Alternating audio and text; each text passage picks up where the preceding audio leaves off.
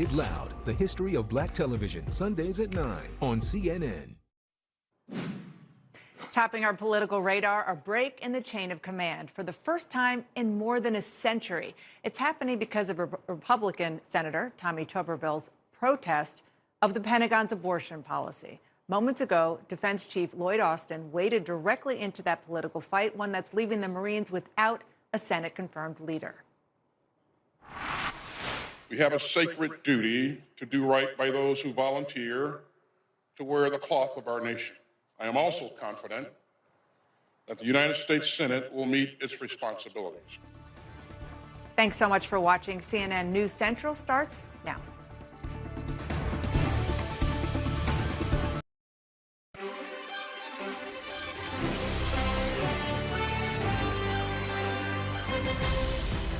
Out in the open, Russia's top general appears in public for the first time since a mutiny last month reportedly aimed at bringing him down, while the Kremlin now says that Vladimir Putin met with the mercenary leader accused of spearheading that revolt. A once-in-a-thousand-year flood. Multiple states under flood threat now in the Northeast. Drivers abandoning their cars to swim to safety. The rain is still coming down. We're going to look at how climate change is making bad floods even worse. We're following these major developing stories and many more, all coming in right here to CNN News Central.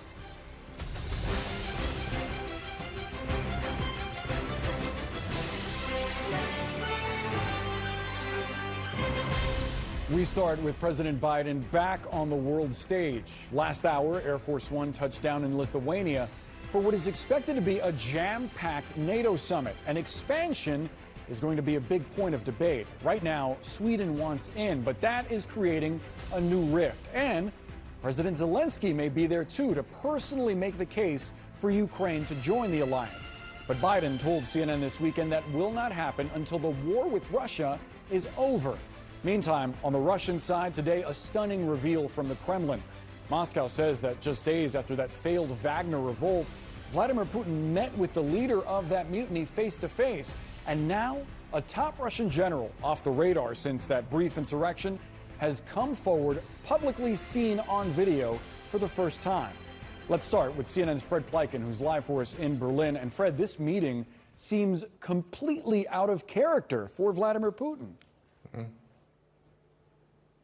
Absolutely. Seems completely out of character, especially since Vladimir Putin, on the day that that mutiny happened, put out a video message calling that treason. The Kremlin itself said that Yevgeny Prigozhin, the head of the Wagner private military company, who was behind that mutiny, directed that mutiny, that he would have to go essentially into exile to Belarus. Now, of course, a couple of days ago, the leader of